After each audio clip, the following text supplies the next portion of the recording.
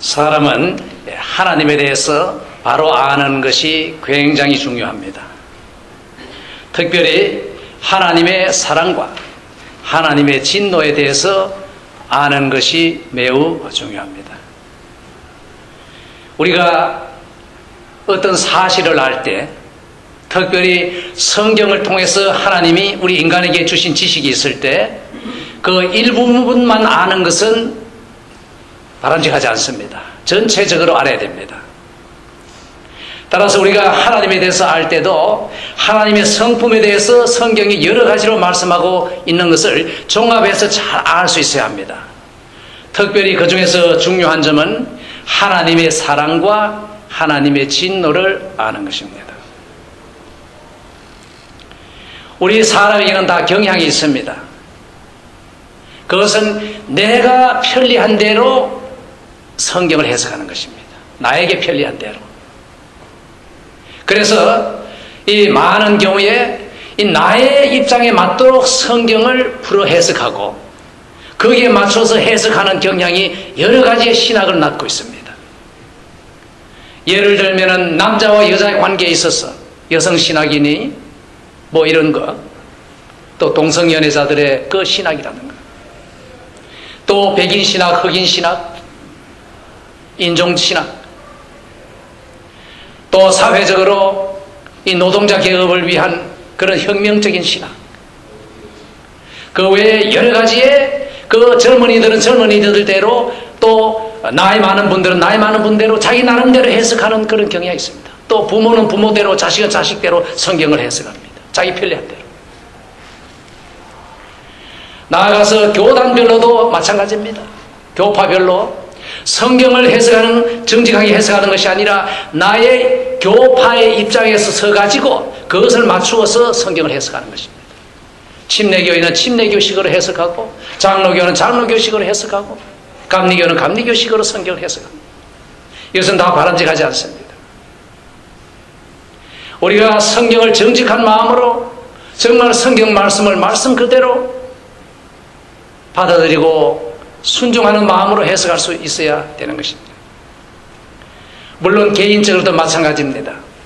하나님의 사랑과 하나님의 공의와 그 심판을 생각할 때 내가 다른 사람에게 잘못했을 경우에는 하나님의 사랑과 용서를 강조합니다.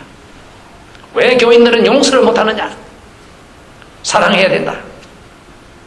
그러면서 다른 사람이 무엇을 잘못했을 때는 하나님의 정의, 공의, 심판, 처벌을 강조합니다. 왜 하나님 저런 사람을 그냥 두십니까? 왜 당장 처리하지 아니하십니까? 하나님은 어디 계십니까? 다시 말하면 내가 잘못했을 때는 용서 사랑 하다가 다른 사람이 잘못한 데 대해서는 처벌 심판 이렇게 하는 것입니다. 그것 다 자기 편리한 대로 성경을 대하는 자세인 것입니다. 설교자도 마찬가지입니다.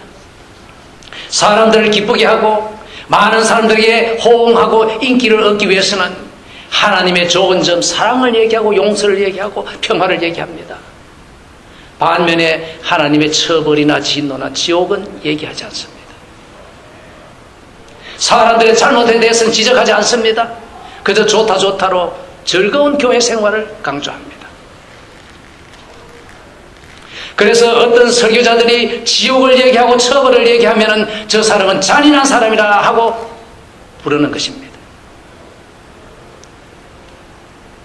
이러한 것은 모두가 잘못된 것입니다.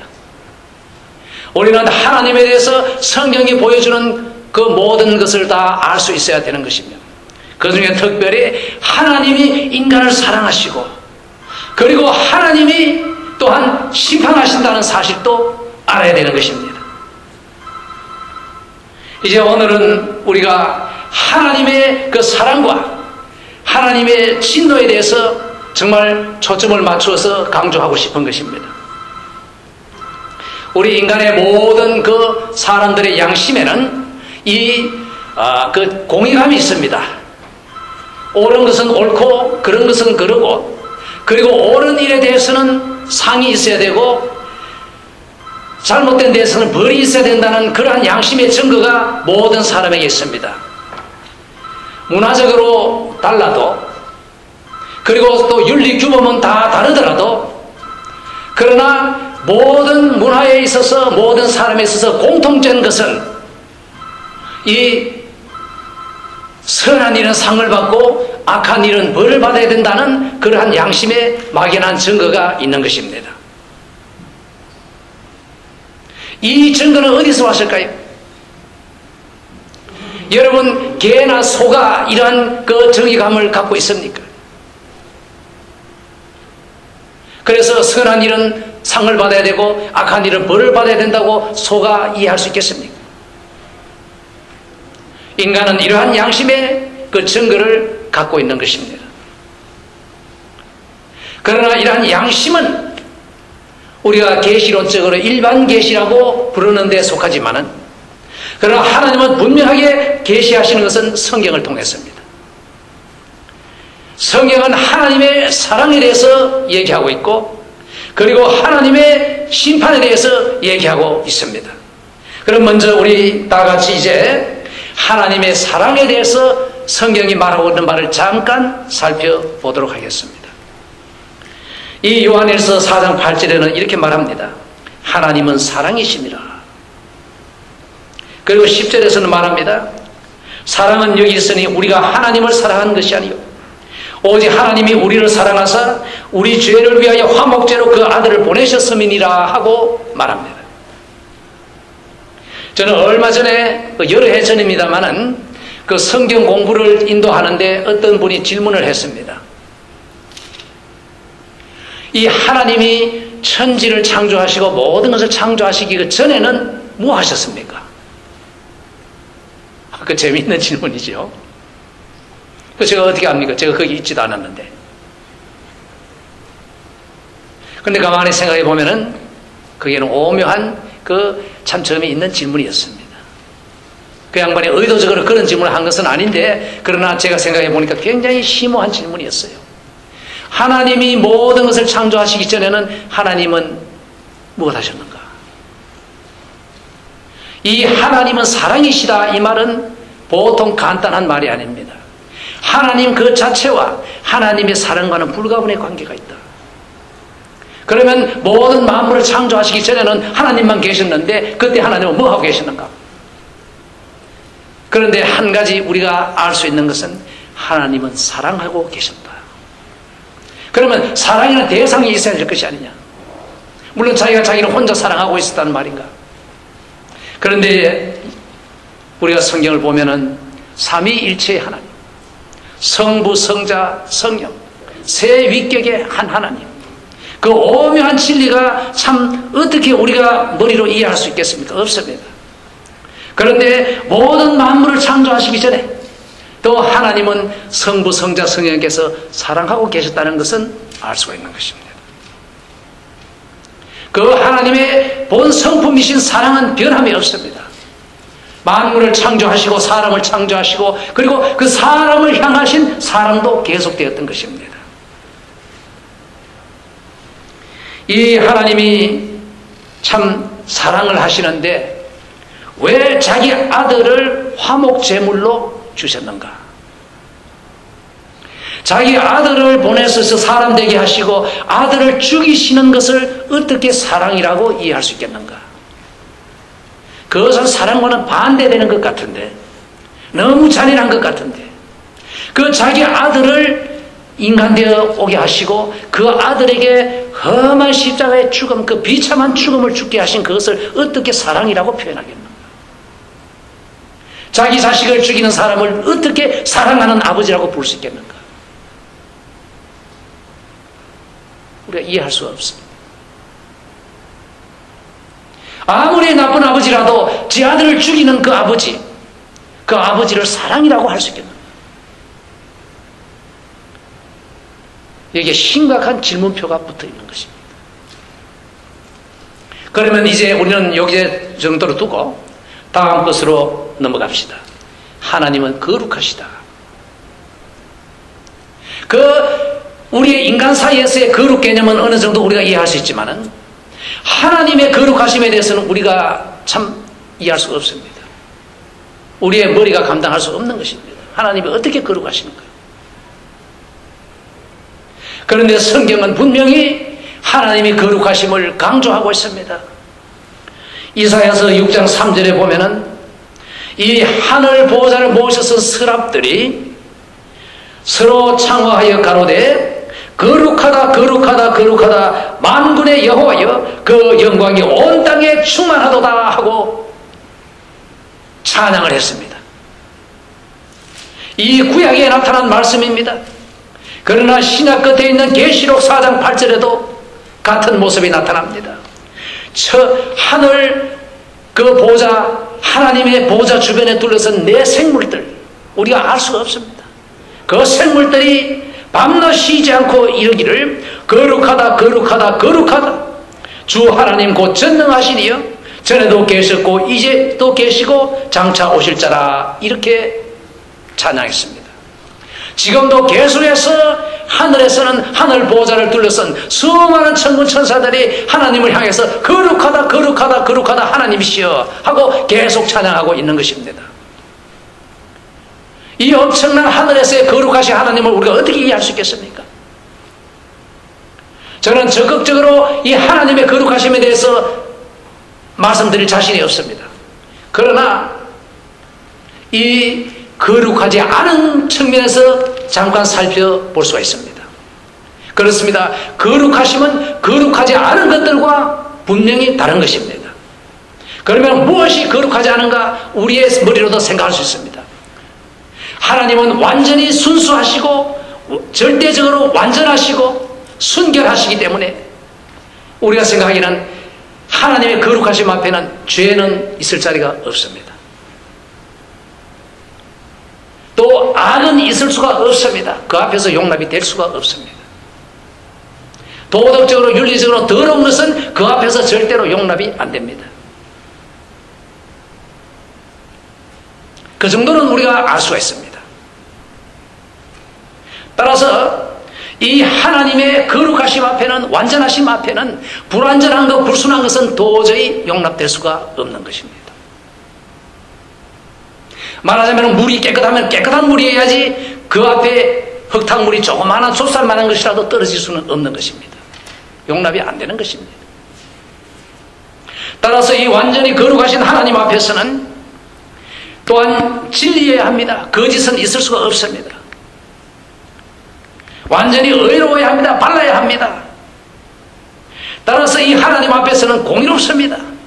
옳은 것은 옳고 그런 것은 그런 것입니다. 적당주의가 없습니다. 그리고 또한 하나님의 거룩하심은 죄에 대해서 진노하고 계신다는 것을 성경이 보여주고 있는 것을 알아야 합니다. 만약 완전하고 깨끗하신 거룩하신 하나님이 죄도 그래 그냥 괜찮다 하고 적당히 넘어간다면은 그 하나님의 완전하시고 깨끗하신 거룩하심에는 손상이 가는 것입니다.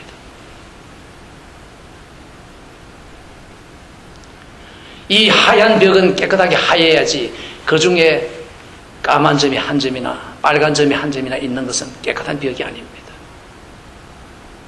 완전히 깨끗하신 하나님 앞에서 조그만한 불순물이란 용납이 될 수가 없는 것입니다.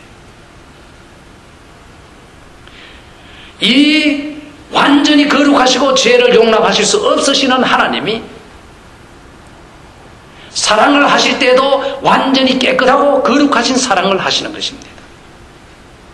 사람을 어떻게 사랑할 수 있을까요? 불가능합니다. 그러나 하나님은 사랑이시니까 사랑하십니다. 그러면은 하나님의 거룩하심과 하나님의 사랑이 어떻게 조화를 이룰 수 있을까요? 이것은 서로 맞지가 않는 것입니다. 사랑은 받아들여라 하는데 거룩하심은 안 된다 이렇게 하는 것입니다. 이 두 가지가 어떻게 조화될 수 있을까요? 그것은 예수 그리스도의 십자가에서 완전히 조화가 되었습니다. 예수 그리스도의 십자가 위에서 한치도 양보 없이 타협 없이 불순함이 없이 완전히 거룩하신 사랑이 이루어진 것입니다. 그래서 죄에 대해서 한치도 용납이 없이 양보 없이 완전히 처벌하시는 하나님의 거룩하심, 하나님의 의로우심, 철저하시고 바르심, 그래서 죄에 대한 그 처벌을 자기 아들의 위에 쏟아부으시고 그 처벌의 요구를 그 십자가에 달리신 자기의 아들에게 완전히 쏟아부으셨습니다. 이것이 바로 하나님의 사랑이었습니다. 여러분, 여기에서 자기 아들을 내주어서 다른 사람을 대신해서 처벌받게 하실 사람이 있습니까? 아마 제 생각에는 한 사람도 없을 것입니다. 만약에 그렇다 하더라도, 그러면 내주었다 하더라도 그 죽어가는 아들을 바라보는 마음을 생각해 보십시오. 여러분이 만약 그 입장에 섰다고 생각해 보십시오. 그것은 엄청난 일입니다. 그래서 하나님의 공의는 이렇게 이루어진 것입니다.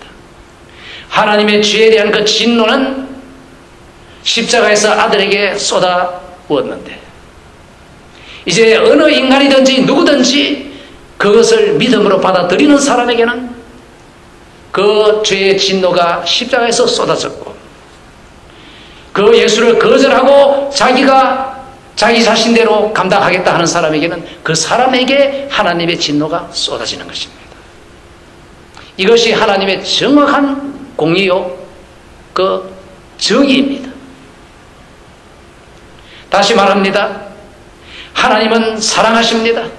그러나 하나님은 거룩하십니다. 죄를 절대로 용납지 못하십니다.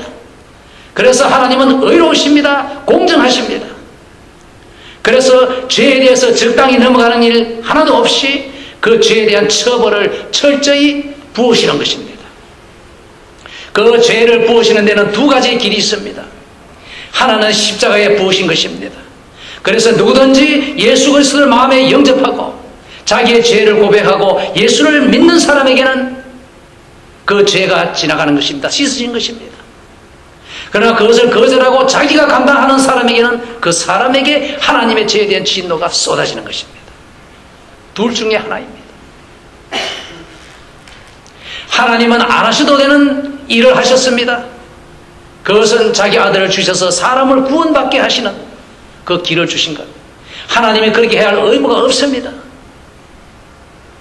그러나 하나님은 하셨습니다. 왜? 그것이 사랑입니다. 그래서 하나님은 오늘도 사람들을 부르고 계십니다. 죽지 말고 살아라. 너 자신이 죄에 대한 하나님의 진노를 받지 말고 십자가에 쏟아진 하나님의 진노를 믿고 너는 용서받아라. 초청하고 계시는 것입니다. 그것을 싫다고 목을 곧게 하고 예수 당신이 뭐요? 하는 사람은 자기가 그 죄를 받게 되는 것입니다. 처벌을 감당하게 되는 것입니다. 로마서 2장 6절과 11절 사이에서 하나님은 심판하심을 우리에게 보여줍니다. 하나님께서 각 사람에게 그 행한 대로 보응하시되 참고 선을 행하여 영광과 존귀와 썩지 아니함을 구하는 자에게는 영생으로 하시고 오직 당을 지어 진리를 쫓지 아니하고 불의를 쫓는 자에게는 노와 분으로 하시리라. 악을 행하는 각 사람의 영에게 환난과 곤고가 있으리니 첫째는 유대인에게요 또한 헬라인에게며 선을 행하는 각 사람에게는 영광과 존귀와 평강이 있으리니 첫째는 유대인에게요 또한 헬라인에게라. 이는 하나님께서 외모로 사람을 취하지 아니하심이니라. 이렇게 말합니다. 여기에 보면은 분명히 하나님은 심판하시고 그리고 죄에 대해서 진노하고 계시다는 것을 보여주고 있습니다. 두 종류의 사람이 여기서 나와 있습니다. 영생의 사람과 멸망의 사람. 인간에게는 오직 두 가지 길만 있다는 것. 더 나아가서 2장 16절에 말합니다. 곧 내 복음에 이른 바와 같이 하나님이 예수 그리스도로 말미암아 사람들의 은밀한 것을 심판하시는 그날이라. 모든 사람이 결국 예수 그리스도 앞에 설 것입니다. 믿는 사람이든 믿지 않는 사람이든 심판주 예수님 앞에 반드시 서게 됩니다. 그리고 은밀한 마음속의 모든 것까지도 다 심판받는다는 것을 알아야 합니다. 저는 이것을 여러분에게 분명히 말씀을 드립니다. 그러면 이제 우리가 알 수 있는 것은 두 가지의 사람이 있구나. 하나는 죄가 다 십자가에서 처벌됐고 예수를 믿어서 그 죄는 다 지나가고 씻음받고 이제 천국의 삶을 누리는 구원받은 사람과 그 죄를 자기가 감당하고 하나님의 진노를 받아서 지옥으로 떨어져서 영원히 처벌받는 사람, 두 종류의 사람이 있구나 하는 것을 우리가 알 수 있습니다.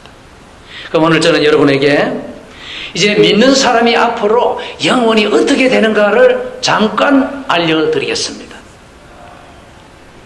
여러분 예수를 믿어서 여러분의 죄가 십자가에서 씻어짐을 받았음을 믿는 사람들은 이제 여기에서 큰 힘을 얻으시고 기뻐하시기 바랍니다. 계시록 21장 1절에서 4절까지를 제가 읽어드리겠습니다. 또 내가 새 하늘과 새 땅을 보니 처음 하늘과 처음 땅이 없어졌고 바다도 다시 있지 않더라. 또 내가 보매 거룩한 성 새 예루살렘이 하나님께로부터 하늘에서 내려오니 그 예배한 것이 신부가 남편을 위하여 단장한 것 같더라. 내가 들으니 보좌에서 큰 음성이 나서 가로되 보라 하나님의 장막이 사람들과 함께 있으매 하나님이 저희와 함께 거하시리니 저희는 하나님의 백성이 되고 하나님은 친히 저희와 함께 계셔서 모든 눈물을 그 눈에서 씻기시매 다시 사망이 없고 애통하는 것이나 곡하는 것이나 아픈 것이 다시 있지 아니하리니 처음 것들이 다 지나갔음이더라. 이렇게 말합니다. 여러분 우리가 왜 7일 안식일을 지키지 않고 주일 예배를 지키는지 아십니까? 바로 우리는 이 새 하늘과 새 땅, 새 예루살렘을 바라보기 때문입니다. 안식일은 첫 창조의 거룩한 날이었습니다. 그러나 첫 창조의 것은 이제 지나가는 것이었습니다. 죄로 타락되었기 때문입니다. 새 하늘과 새 땅이 옵니다. 새 예루살렘이 옵니다. 거기에 우리는 새 백성으로서 영원히 하나님과 모시고 사는 복된 사람들이기 때문에 우리는 그날을 바라는 그 소망의 표현이 바로 주일 예배로 나타나는 것입니다. 또 더 있습니다. 22장 1절에서 5절까지를 제가 읽어드리겠습니다. 또 저가 수정같이 맑은 생명수강을 내게 보이니 하나님과 및 어린 양의 보좌로부터 나서 길 가운데로 흐르더라. 강 좌우에 생명나무가 있어 12가지 실과를 맺히되 달마다 그 실과를 맺히고 그 나무 잎사귀들은 만국을 소성하기 위하여 있더라. 다시 저주가 없으며 하나님과 그 어린 양의 보좌가 그 가운데 있으리니 그 종들이 그를 섬기며 그의 얼굴을 볼 터이요 그의 이름도 저희 이마에 있으리라. 다시 밤이 없겠고 등불과 햇빛이 쓸데없으니 이는 주 하나님이 저에게 비치심이라. 저희가 세세토록 왕노릇하리로다. 얼마나 좋습니까? 사망과 슬픔과 고통, 눈물, 저주가 다 없어진 곳. 이 새 예루살렘에서 하나님이 그 가운데 계시고 어린 양의 보좌가 그 가운데 있고 하나님 아버지와 예수 그리스도의 보좌가 그 가운데 있고 그 주변에 종들이 그를 섬긴다. 그들은 우리입니다. 성도들이 거기에서 하나님을 가까이 섬기며 얼굴과 얼굴을 대하여 보면서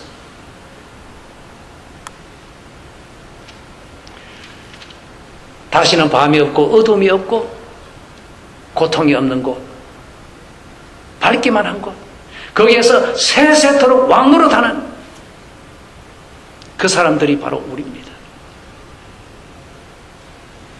그러면은 예수를 믿지 못하고 구원받지 못한 사람은 어떻게 되느냐? 계시록 20장 10절에서 15절까지를 제가 읽어드리겠습니다. 또 저희를 미혹하는 마귀가 불과 요항못에 던지오니 거기는 그 짐승과 거짓 선지자도 있어 세세토록 밤낮 괴로움을 받으리라. 또 내가 크고 흰 보좌와 그 위에 앉으신 자를 보니 땅과 하늘이 그 앞에서 피하여 간데 없더라. 또 내가 보니 죽은 자들이 무론대수하고 그 보좌 앞에 섰는데 책들이 펴있고 또 다른 책이 펴졌으니 곧 생명책이라. 죽은 자들이 자기 행위를 따라 책들에 기록된 대로 심판을 받으니 바다가 그 가운데서 죽은 자들을 내어주고 또 사망과 음부도 그 가운데서 죽은 자들을 내어주매 각 사람이 자기 행위대로 심판을 받고 사망과 음부도 불못에 던지오니 이것은 둘째 사망과 불못이라. 누구든지 생명책에 기록되지 못한 자는 불못에 던지오더라. 이렇게 말합니다. 그 불못이 있습니다. 유황 불못이 있습니다. 그게 마귀가 던져집니다. 그리고 적그리스도와 그 거짓 선지자가 그게 던져집니다. 거기에 또 가는 사람들이 있습니다. 그것은 불신자들입니다. 흰 보좌 심판대 앞에서 책이 펴집니다. 책들이 펴지고 생명책이 펴집니다. 생명책에 이름이 없는 자는 멸망을 받을 죽은 자들입니다. 그들의 행위가 기록된 책들이 펴집니다. 그리고 그 행위에 기록된 대로 심판을 받고 마귀가 떨어져 있는 곳, 적그리스도가 떨어져 있는 곳, 거짓 선지자가 떨어져 있는 곳, 그 불못으로 던지는 것입니다. 그러면 거기서 어떻게 되느냐? 세세토록 밤낮 괴로움을 받으리라. 밤이든 낮이든 세월 끊임없이 영원히 계속해서 그 불못의 가운데서 괴로움을 받는 것이 불신자의 가는 길입니다. 제가 여기에서 구체적으로 더 설명을 드릴 수가 없습니다. 완전히 차원이 다릅니다. 그러나 한 가지 분명한 것은 구원받은 자들의 영원 상태는 매우 좋은 것이고 영광스러운 것이고 구원받지 못하고 지옥불에 떨어진 사람은 엄청난 고통을 세세토록 받게 된다는 것. 엄청난 사실. 이 사실을 우리가 알아야 되는 것입니다. 중요한 것은 여기에서 떨어지지 않는 것입니다. 여기로. 그러자면 우리는 하나님의 사랑과 하나님의 죄에 대한 진노를 같이 전할 수 있어야 되는 것입니다. 듣기 좋게 좋은 말만 전하는 것은 옳은 사랑이 아닙니다. 진정으로 여러분이 누구를 사랑하시면 하나님의 사랑과 진노를 말해 주십시오. 그래서 구원받도록 그 사람을 도와주십시오. 그것이 참 사랑입니다. 설교자가 지옥을 얘기 안 하고 하나님의 사랑과 용서만 얘기한다면 제가 볼 때 이것은 살인 행위입니다. 그건 잘못된 것입니다. 우리는 예수를 믿어서 구원받은 사람들, 구원받았으면 앞으로 누릴 그 영광을 사모하면서 기뻐하면서 오늘도 열심히 최선을 다해 주의 일을 해야 되는 것입니다. 여러분 그렇게 하시기 바랍니다.